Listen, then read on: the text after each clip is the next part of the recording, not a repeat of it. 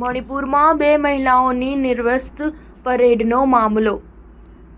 સીબીઆઈની ચાર્જશીટમાં દાવો, પોલીસે જ મહિલાઓને ભીડ વચ્ચે છોડી હતી. મણિપુરમાં હિંસા વચ્ચે કુકીજો સમુદાયની 2 મહિલાઓને નિર્વસ્ત્ર કરીને પરેડ કરાવવામાં આવી હતી. મે મહિનામાં બનેલી આ ઘટનાનો વિડીયો જુલાઈમાં સોશિયલ મીડિયા પર વાયરલ થયો હતો. આ કેસમાં સીબીઆઈએ ચાર્જશીટ દાખલ કરી છે. ચાર્જશીટમાં દાવો કરવામાં આવ્યો છે કે મણિપુર પોલીસ અધિકારીઓ આ મહિલાઓને કાંગપોકપી જિલ્લામાં 1000 મૈતેક દેખાવકારો વચ્ચે લાવ્યા હતા. ચાર્જશીટમાં કહેવામાં આવ્યું છે કે આ મહિલાઓએ પોલીસ વાહનમાં આશ્રય માંગ્યો હતો, પરંતુ પોલીસે બંને મહિલાઓને ભીડ વચ્ચે છોડી દીધી.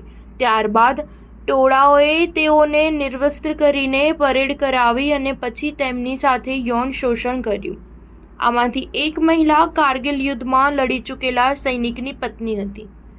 ચાર્જશીટ વિશે માહિતી આપતા અધિકારીઓએ જણાવ્યું હતું કે મહિલાઓને સલામત સ્થળે લઈ જવા માટે પોલીસકર્મીઓની મદદ માંગી હતી, પરંતુ પોલીસકર્મીઓએ મહિલાઓને કહ્યું કે તેમની પાસે કારની ચાવી નથી.